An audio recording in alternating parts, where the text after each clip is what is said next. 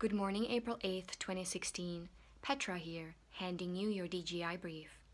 Here are my top 5 stories from around the globe, starting with Iraq. Civilians in Fallujah, the Iraqi city controlled by ISIS since early 2014, are starving.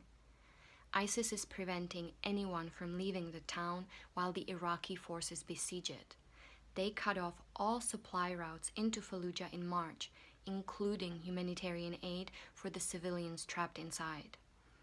Both sides are violating the laws of war. Libya. More on ISIS. The top US commander for Africa says that the number of ISIS fighters in Libya has doubled in the last year to around 6,000 militants. That makes ISIS in Libya the largest of the 8 Islamic State groups outside of Syria and Iraq. Bangladesh. The US is considering to offer asylum to a select number of Bangladeshi bloggers following the brutal murder of a young student activist, Nazimuddin Sama, earlier this week. Take note, oppressive governments. If you don't protect your citizens and their freedom of expression, then we will, and it will amplify the bloggers' voices. Turkey, Israel. The two countries announced today they are finalizing a deal to restart diplomatic relations.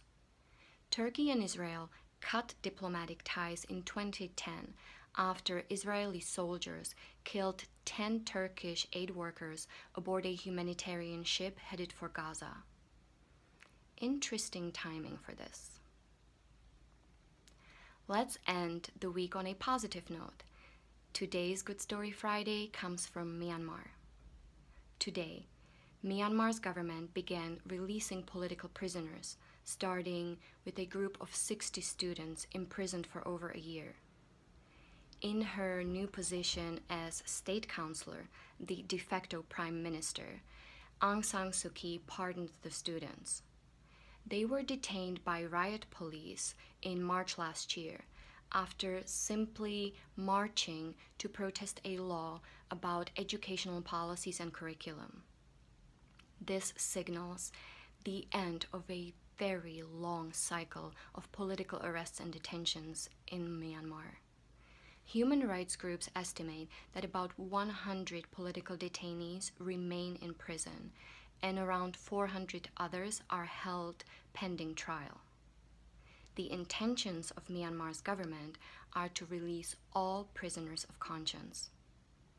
What a great first official act for Ms. Suu Kyi and her government. The road ahead will not be easy, but it leads in the right direction. And that concludes my Good Story Friday and my top 5. Now, let's get out there and make it a good day.